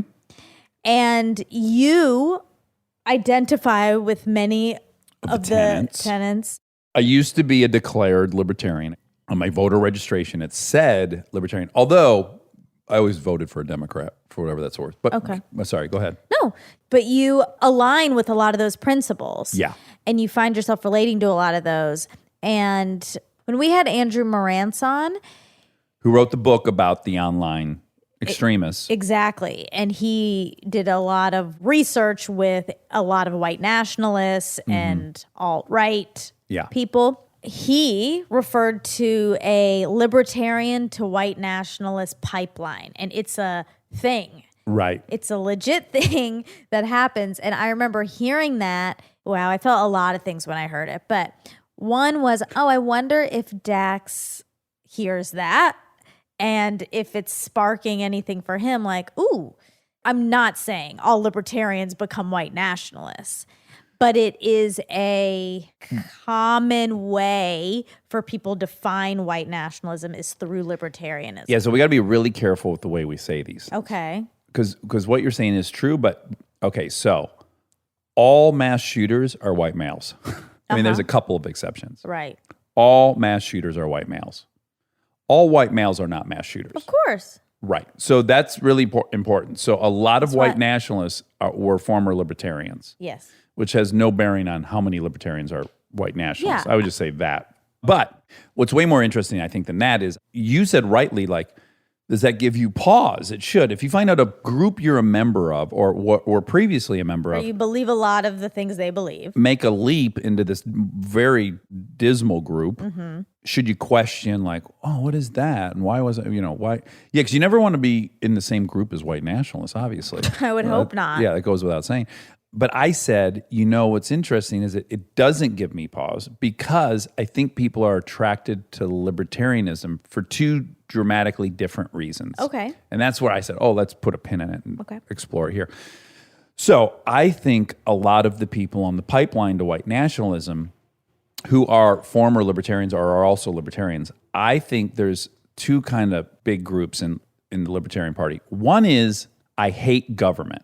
I want the smallest government possible. Government shouldn't be telling us how to live. I mean, there are libertarians that don't want an FAA, right? Which is insane. They don't want someone controlling the air traffic. Yep. Just let the business sort it out. Yep. It's insane. Let people be. Yes. And then it's just a sliding scale. Then there's people that don't want regulation of utilities. And then there's people, and so whatever that spectrum is, let's say it's 0 to 10 on the libertarian spectrum. I think at the best I was maybe a 4 on the financial government side, but I was a 10 on the civil liberties. If anyone doesn't know what a libertarian is, the tenets of libertarianism is there's two sides of this party. The belief that you should have civil liberties, so it doesn't matter if you're gay, you should have all the rights as anyone else. No one should tell you whether you can get a medical procedure. You have liberty in all of its senses. You can be exactly who you want to be. You have autonomy. Autonomy, yeah. And conventionally, that's a very progressive. So the thing that generally Democrats are proud of themselves about, as they should be, is that they believe in civil liberties. And then conservatives claim that they pat themselves on the back is that they are fiscally conservative. They are worried about us spending and becoming this enormous monolith government that's just blowing all the citizens' money who is making it all. So they believe in liberty over your finances and in the small government. So I'm attracted to that. I'm attracted to liberty. I'm attracted to freedom of self-possession. I believe in all those things. You're a type 8 on the Enneagram. We'll get to that. Yes. But I think there's a lot of people that are attracted to the party simply because it's anti-government. If you hate the government, which I don't, that's not why I was attracted to libertarianism. But if you hate the government, odds are, in my opinion, you feel left out of a system. The reason you don't like the system and you want the system dismantled is that you feel excluded from the system. If the system's working great for you, nobody who's benefiting from a system wants to dismantle that system. Well, that's not true. We learned from him. He told us, and I believe him because he was in the trenches, that it's a lot of people you wouldn't expect and a lot of people who have great jobs and are benefiting from society. That's most certainly true, what he's saying. Yeah. I don't think that's the majority. I think it's the exception. Regardless, you could also be financially fit and feel excluded by society. Sure. Anyways, I think there's a contingency within libertarianism that attracts people who feel excluded by the system. So their answer is dismantle the system. Another pipeline other than white nationalism is a lot of libertarians find themselves in these groups that hate the government and they take stands to not cooperate with the government. They won't carry a license. They've been in shootouts with law enforcement. So that subset of libertarians, I think, are people that feel very excluded by the system. And so when I see that that's a pipeline, that doesn't surprise me, but yet I have no fear that I'm heading towards there because I don't have a hatred of the system or feel alienated or excluded by it. I think it's very generous of you to give them the benefit of the doubt that it's because they're feeling excluded. I do think many of them can and do, but I also think a lot of it has to do with control and feeling like things are out of their control and things have been in their control for a long time. A lot of white male, that's a lot of these people. And they're women too. And they've been the dominant hegemonic group for a long time, and then they feel like they're losing that. Anyway, doesn't scare you, which is fair. Let me ask you this. Do you believe in liberty, like the concept of liberty? Yeah. Freedom and... Of course. So you prioritize liberty as well, but somewhere it's a ratio, as it is for all of us, where equality is also on the table. Yeah. And equality often comes at the expense of liberty. There is, when we had Ezra on, he was talking about this and he said they don't have to be. They don't have to be. So right now in COVID is a perfect example of liberty versus equality. So people's liberty is being limited right now. They are being told by the state to not leave their house. And they're doing that to protect the masses. They're not doing it per se to protect themselves because they are probably not in the target range of who's susceptible to dying from COVID. But they're doing it to protect the group. Right. It all is some ratio you believe in that you feel good in your soul with. Well, I don't think you can have liberty if you don't have equality. If things are unequal and people are at the bottom, they don't have liberty. Those people don't have liberty. If someone else is in control of them or has power over them, they don't have it. So I think you have to have equality in order to have liberty. Unless you are a... Barack Obama. No, unless you are... Well, I'm just saying there are examples of people that are in the zip code underprivileged that do rise out of it. Look, I'm not going to make a case that it's working. I'm not. But there are many cases you can point to that demonstrate you can move out of everything. And the beauty of why that is liberty, is that there isn't any kind of institutional law against some group of people. Now, there was slavery, but currently there's no law in place that would prevent someone from being upwardly mobile in their socioeconomic, in their education. So the state isn't trying, there's no caste system here. Well, officially. But unofficially, things are happening all over the place that make it impossible for people to rise out of their circumstances. Yeah, and even if not impossible, 3 or 4 or 5 or 10 times harder than someone else. Yes. Yeah. I concede that entirely. So I listened to Joe Rogan's podcast the other day. One of the things he was talking about is China and how they handled their pandemic, and that's great. There you see the upside of not having liberty. So if you don't have liberty, you can control the masses and you can get them to cooperate with you. And that has a value. We just saw it, that there is a value to it and there is a cost to it. So you're always trying to evaluate, where are you on the spectrum? The notion that anyone is all the way on the equality side or all the way on the liberty side, no one is. Even someone who believes in equality the most, and you present to them, well, we should right now put all the money in America in one pool, divvy it up, and hand it out so every human in America has the exact same amount of money. Almost no one's saying yes to that. Agreed. But that is equality in its purest. Yeah, I'm just saying, we're all on a scale. Of course. You were asking me, do you believe in liberty?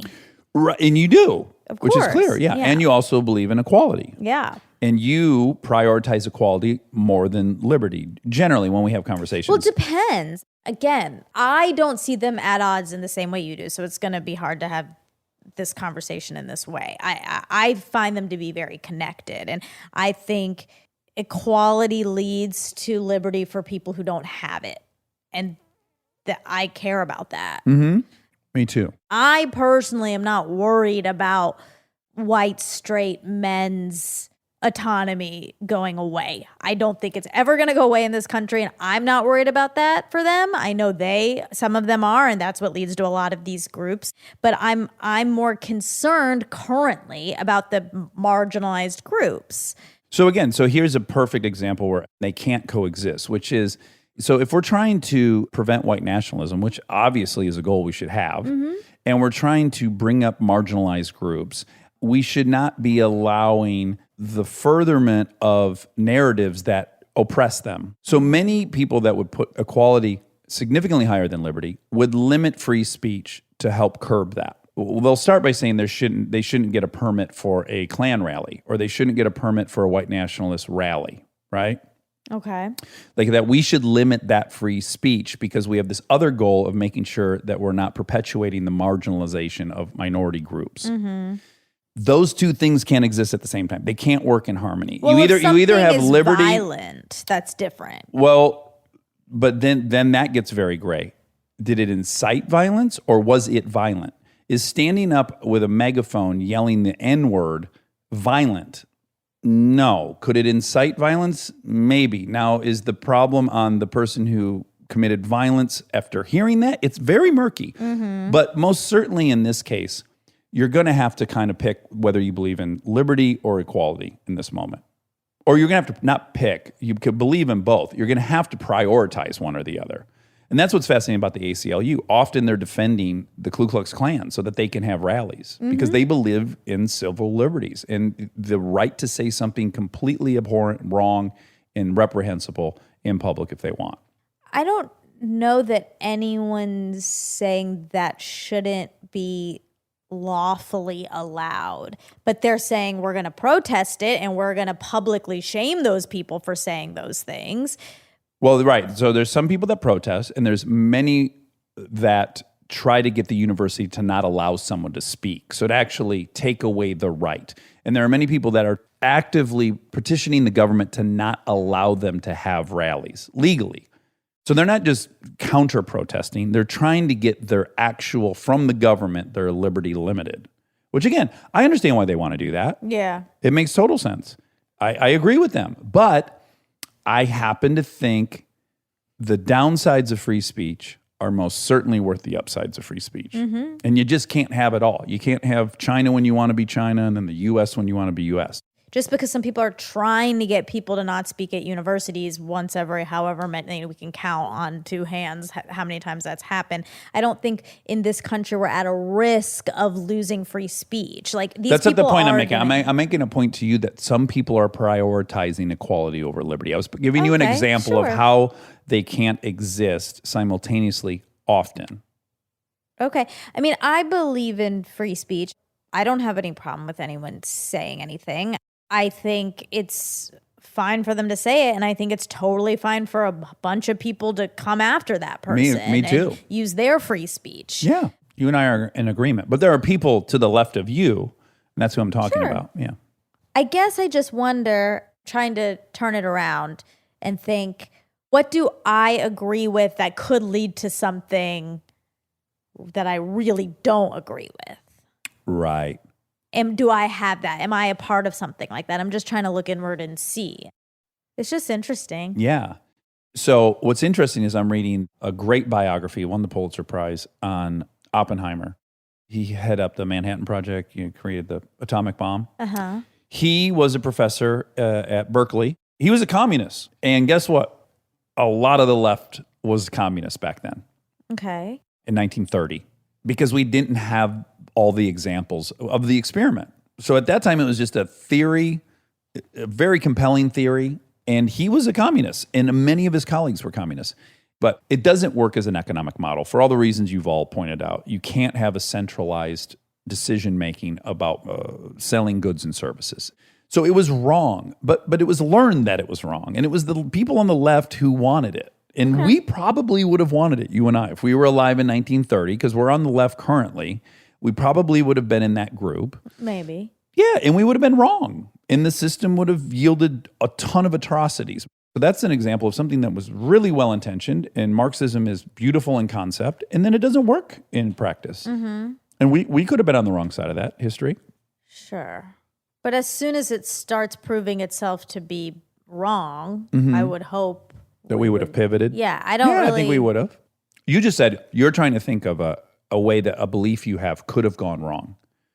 And I'm pointing one out where it's the ultimate measure of equality, which is communism and Marxism. But I'm not for the ultimate. That's not my sensibility. I know it's not. That's what I like about you as a liberal is you don't want a completely socialist economy. You don't want that. And I don't either. And I think most Democrats don't, as it turned out in the primary. I don't think so, yes. But you can see what I'm saying, right? That there are tenets that we're wrong about on the left, that progressives are wrong and people chasing equality have been wrong in the past.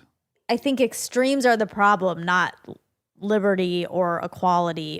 It's just once you're like all in on one and one only is where issues start and I think appearing. Then what takes over as well is just identity. Sure. And then it's not even about the thing anymore. You're defending your identity as a communist, as a socialist, as a nationalist, as a populist, as, you know. Yeah. I think that's when it gets dicey. Because now you're just following a party line because you're committed. Yeah. Rob Lowe. Rob Lowe. I'm glad it was a long fact check, though, because it was a short episode. Yeah, right? that's true. Rob Lowe, he talks about the Stark Club in Texas. That's where he tried ecstasy. But there's a documentary about the Stark Club. Oh, we should watch it. Yes, it's called Sex, Drugs, Design, Warriors of the Discotheque. Ooh. And it's a documentary about the notorious Stark Club, so called because it was the first major project by legendary designer Philip Stark in the U.S. Oh, I don't even know who Philip Stark is. Me either. But maybe we'll find out if we watch the doc. Hey, Google. Oh. What if when we got back to the attic, there was a ton of microphone babies? Everywhere, all over the floor. They had reproduced it. Oh, you just got a shock. I got kind of grossed out by that, like walking in and seeing Like little- so many like- tiny mics, Like little pods.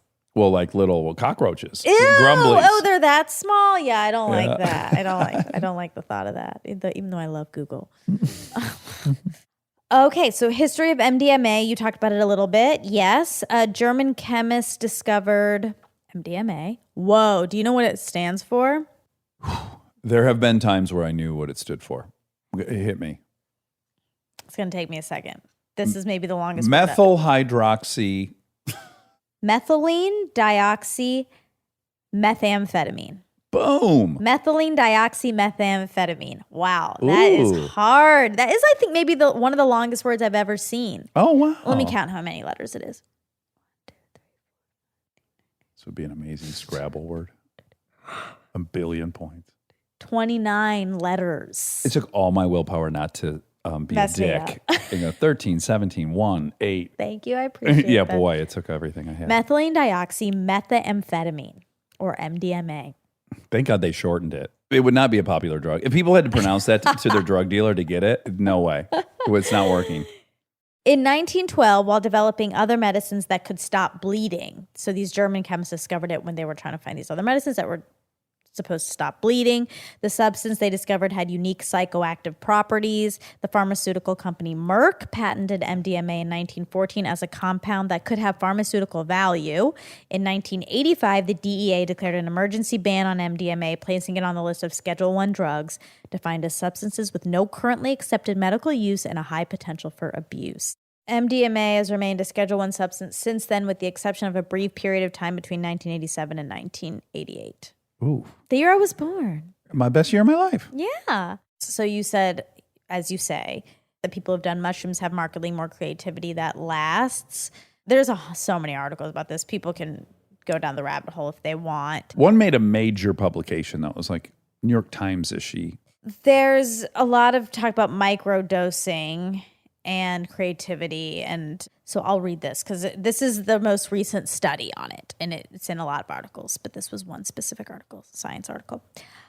Psychedelics aren't legal in the U.S., but the laws are more lax in Netherlands, where this guy Hamel and his colleagues conducted their study. Their magic mushrooms or any mushroom containing the psychoactive compound psilocybin are banned, but magic truffles or sclerotia, Ooh, scrotum. oh my God, which are an underground portion of the same fungus, are legal. I'll have to say it again. These sclerotia, that can't be right, sclerotia, contain the same psychoactive psilocybin as a more familiar above-ground mushroom. The researchers were invited to do the research by the Psychedelic Society of the Netherlands, which was conducting a microdosing event. Because people who signed up for the event had already paid the organizers and expected a dose of real drugs, Hamel and his team couldn't ethically make a control group and give them fake shrooms. Oh, that's funny. So, but they could test participants before and after they took the mini dose of psychedelic truffles. The researchers asked 38 participants to do 3 short written tests before they microdosed. One was a brief intelligence test. Another tested convergent thinking, a compound of creativity that involves solving problems with just one solution. In this test, a participant would be shown a grid of pictures with objects. Then they had to pick one object from each row and describe their commonality. A sink, a horse, and a bathtub, for example, would all have water in common. The final test focused on... Did you say a sink, a horse, and a bathtub? A sink, I hope I might have. I'm sorry if I did. A sink, a hose. Oh, a hose. I'm like, what? I'm going to have to take shrooms to figure out what a horse, a sink... Sorry, I probably missaid it. A sink, a hose, and a bathtub. The final test focused on divergent thinking, or the ability to come up with many possible solutions to a problem. Participants were given a word, either pen or towel, and told to come up with as many uses for that object as they could think of. For a pen, Hamel said this could be as dull as write with it, or as wild as stick it in the right eye of your boss. Mm-hmm. That's what I would say. Yeah. Wait, am I your boss in this scenario? Okay. After taking a dose of around 1/3 of a gram of magic truffles, the participants took different versions of these same tests. The results showed that after the microdose, intelligence did not change, but both divergent and convergent thinking improved, the researchers reported. This was a surprise, Hamel said. The difference could be in the dosage rather than the substance, said study co-author. With recreational dosages, people report an almost dreamlike, unconstrained thought process. This might be great for brainstorming, but not so great for more structured problem solving, she said.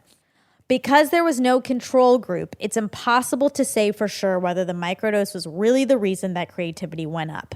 People might have learned how to do the test from the first round, though that is unlikely, Hamel said. A practice round isn't known to improve people's scores on these kinds of creativity tests. Alternatively, people might have simply expected to become more creative because they'd had a similar experience with magic mushrooms before, or the idea that this was going to cause creativity. But still, Hamel said those expectations would be based on a real effect of the drug. Creativity is highly situational, Moreno told Live Science. Psychedelics might help, but then so might changing up one's office layout or going for a hike. There are too many variables in the actual work world to assume that microdosing makes a key difference, he said. Yeah. It's interesting. It is interesting. The article I had read was more about people who did big doses earlier in their life, and it was more a survey of people who had done it and like what jobs they had and what kind of it's measure still of though, creativity. like they said, and I think this is what I've said to you in the past, you just have no idea what they would have been without it. Right. There's no way to know. You're right. Okay. Well, we talk a little bit about backflips. I didn't get to chime in. I wanted to, and I wanted to brag, and you didn't brag for me, which you should have. That I used to do backflips. I don't understand why you don't still. Why would you let that go? No. You don't understand. It requires so much physical prowess to be able to do that. Oh, I know. I think it's the most impressive feat of strength. But I don't have those muscles anymore. Let's get them back. It took me so long to get them in the first place, and then I'm never getting those back. It's all in the abs. Yeah, it's core, right? Core. It's all in the abdomen. If you and Ryan could do a backflip presentation at all these family vacations, what a great time. I wish I could still do it. I really, really do. Maybe we'll learn together when my hand heals. No. I think I want to do a backflip before I die. I think that's a goal. That might be 2021's goal. What if you died doing it? No, I won't die. You could definitely land and break your neck. Not gonna. It took me so long. I didn't have the muscle capacity despite my elite muscle mass to do it. It took me a long time to build up that ability. I crashed and burned so hard so many times. Oh my God, so many times. And the day I finally landed my first one, it was such a big deal, and the whole squad was there and everyone cheered. And then the coach sent out an email. Oh wow, Monica did a backflip. And she sent it out reminding everyone that hard work pays off. Right. It was one of the biggest accomplishments. What if it said, truly. like, what if to prove that point, she leaned into some stuff that wasn't entirely true, and they're like, Monica, our least physically talented member, has accomplished. What if she had to sandbag you? It was pretty much true. Of the people who made Matt, we didn't call it that, but that is what it was. I was definitely the least capable of tumbling, and so I had to really work extra hard to be able to do it because you had to do like squad tucks, Sure. backflips, And you got there. and I did. I don't think I've ever felt more proud. Oh, that's your number one accomplishment. I really. It's not my number one accomplishment, but it's definitely the time I felt the most Proudest of true pride of my. I was just proud of myself. Yeah. I've never felt like that since. Even when we won as a team, I was so proud of us and I was excited, but it was a different thing. I don't know if I've ever had that. But the only time I can think of that I might have had something close to it was when in Rome, when it was like time to look the way I was supposed to look. And I did. Sure. And I didn't think I could Yeah. get that way. And I just was like, oh my God, I did it. I did all the things you have to do. That's so outside of my... It's when you feel like you're defying the rules of your body in that case. Or who you are. Yeah, which I do think taught me perseverance and like there really aren't limits. Right. Yeah, my thing was I used to, during that movie, I would jog every night down the West Side Highway. And I would run like 4 or 5 miles, which I can't run. In fucking high school, I was like, the mile, I'm going to get a note from my dad. I am not in the long. And I would just be trotting along going, who is this guy? Yeah. Who's running at midnight 5 miles? I know. Oh, I loved it. I got to try to get that back. Okay, the rich town in Parks and Rec is Eagleton. I didn't even have to look that one up. I just knew it. Yeah. And that's all for Robert Lowe. Oh, what a blast he was. And I'm sure his podcast is going to be great. He was great. Yeah, he's fantastic. Yeah. All right, I love you. Love you. Take care.